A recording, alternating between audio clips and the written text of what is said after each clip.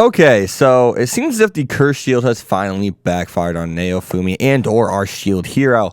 And, I really want to talk about the end really quick here because I want to talk about actually next episode potentially. So Melty makes a comment about, I think that curse, that spell, whatever it may have been, actually was a sacrificial curse, which I do believe he spouted the word sacrifice within that spell and or curse he put on the Pope. And it was, maybe it's one of those things to where it's almost like a one-hit KO, kind of like guillotine off a Pokemon. And anyone who remembers Pokemon will know what I'm talking about. Those one-hit KO moves that if they miss, you die, or at the same time, it's a move that takes the opponent down with one hit if it lands, but also takes you down, kind of like the move Takedown. But it's kind of something, one of those recoil moves. And this time it happened to be his life, at least it appears to be. So it appears to be. So we look at what happened and the Queen coming in at the end saying, "I will not let Naofumi die." To me, that makes me feel as if she's about to sacrifice her life. Now, I don't like that, and I do not believe that to be good writing. Now, let me explain, because it's not good writing. Now, could it be good writing if the Queen sacrificed her life? Yes, but in the context, and the circumstances for this scenario make it bad writing. And I say that because, take a look at it. What do we know about the Queen? We know that she's Melty's mom. We know that she's Mine's mom. We know that she's away from the kingdom, but why? What are the whys? Why are the hows? Who is she? We don't know who she is. She has no characterization. We don't know any of the features of the character. We don't know, what makes the character have these certain, features in general. So if you were to write her off now and have her be the great ultimate sacrifice, of Melty and Mine's mom, which, it should be something that's huge for those two girls. If she's to sacrifice her life right there, that's crazy for both girls. Their mom just died in front of them. So her mom just sacrificed her, herself in front of them. So if that is to actually be the case, it's going to take away a lot of the emotional value because we never got to get connected to, well, the Queen, the mother of Mine, and of course, Melty. So I hope it's not going that route, but it really feels like it's going that route.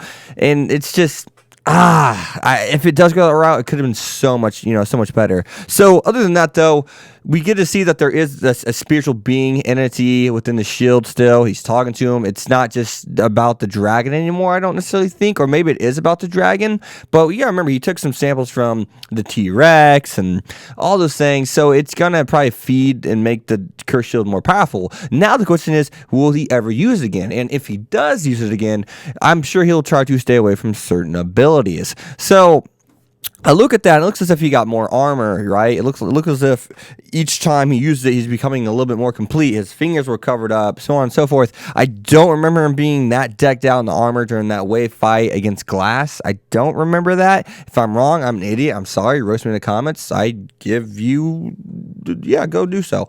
I welcome it. But and that's supposed to represent like probably the more, more anger, the more his body gets covered up in the armor. I wouldn't be surprised if he activates it later and we get to see a helmet. And it's gonna be a do or die situation thing. You gotta risk it for the biscuit per se. My life is worth possibly sacrificing my life, and my friend's life is most definitely worth sacrificing my friend's life. So we can't roast Naofumi for doing it when he's put in a position to where he has to do it. I mean, I would rather risk my life and put my own life. I'd rather put my own life intentionally in peril rather than just letting rolling over and dying. So we do got to actually think about that. And I do want to say something about this episode and the music. The music of the show, I'm not saying it's the best, in terms of the insert songs. I'm talking about the official soundtrack, or I'm talking about in-episode stuff. And I'm not talking about the OP when it dropped during the Pope fight, which is badass. I love when the OP drops. That always gets me, and it never seems to, wear on me. But the music, whenever it does, a lot of the music that Rising of the Shield Hero uses, haven't made a video in a while, I guess. Yeah, I just raised myself.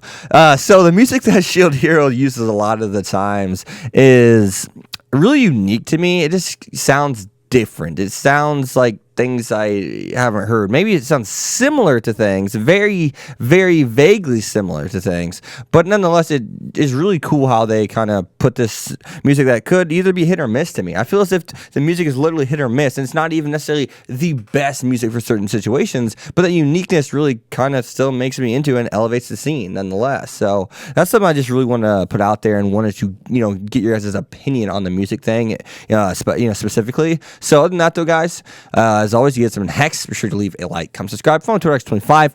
I will see you guys next time. Peace. Thanks for watching, guys.